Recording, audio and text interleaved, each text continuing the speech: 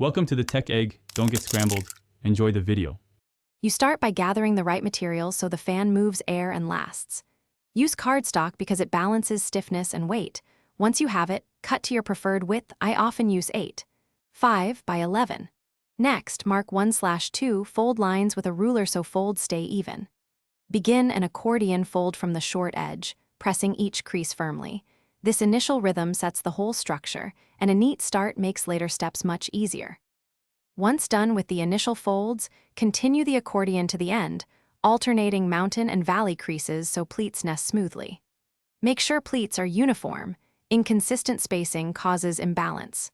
When folded, fold the bundle in half and bind the spine.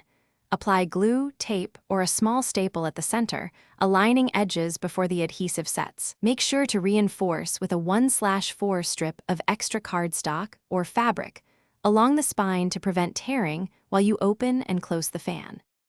To finish, attach handles.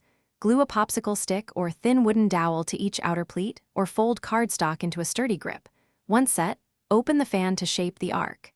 Test opening and closing several times, trimming any uneven edges for smooth motion, and adding a light weight at the base if it collapses. If the fan feels stiff or begins to tear, make shallower folds or add thin fabric/tape along stress points. That troubleshooting step prevents repeat failures. Thanks for watching. Consider subscribing if I helped unscramble your problems.